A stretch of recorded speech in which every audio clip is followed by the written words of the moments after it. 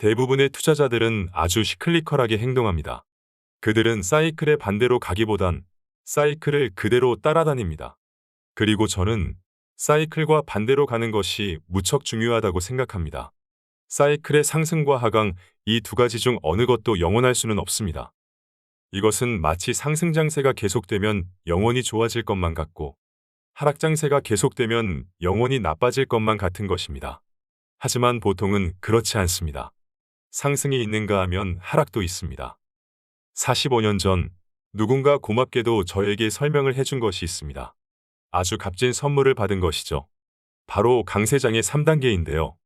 여러분이 이걸 이해하신다면 여러분은 프로가 될 준비가 거의 되었다고 볼 수 있습니다. 1단계는 시장이 좋아질 것을 아주 소수의 똑똑한 사람들만이 이해하는 시기입니다. 2단계는 시장이 실제 좋아지고 있음을 대부분의 사람들이 이해하는 시기입니다. 3단계는 모두가 시장이 영원히 좋을 것으로 믿게 되는 시기입니다.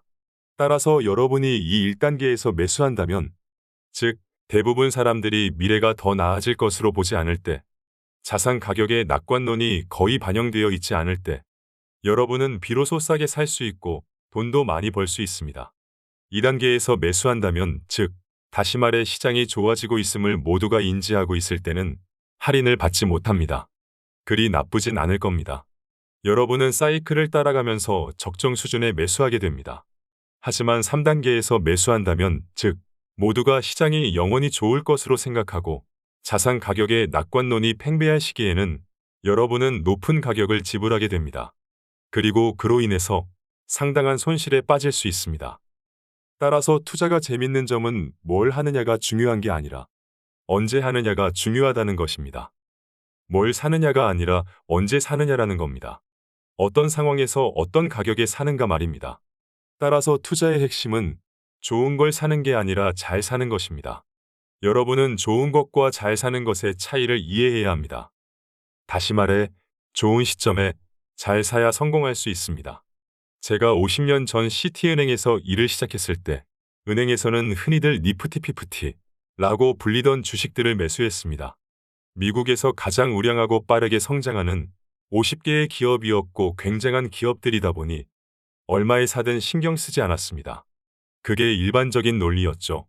워낙 대단한 기업들이었다 보니까 아주 높은 가격에 팔리고 있었습니다. 만약 여러분이 그때 매수해서 5년간 보유하고 있었다면, 물론 이 시기는 제겐 투자업계에서의 첫 5년이었기도 합니다만 여러분들은 돈을 거의 다 잃었을 겁니다. 미국 최고의 기업들에 투자하는 것인데도 말입니다. 따라서 아주 우량하다고 매수하는 건 방법이 될 수 없습니다. 왜냐하면 3단계에서 사는 것이니까요.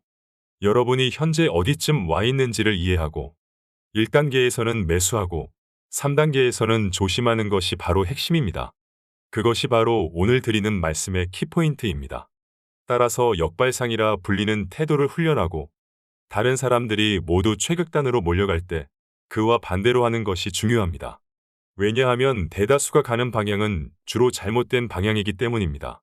주식시장이 좋으면 안전하다는 믿음이 있는데 실제로는 그것이 가장 리스크가 클 수 있습니다. 세상에서 가장 큰 리스크는 리스크가 없다는 믿음입니다. 이런 믿음이 바로 가격을 아주 높게 올려버리고 나쁜 경험을 주는 시장 환경을 조성하게 됩니다. 다른 사람들이 가장 공격적으로 매수할 때 우리는 매도해야 하고 가장 공격적으로 매도할 때 우리는 매수해야 합니다.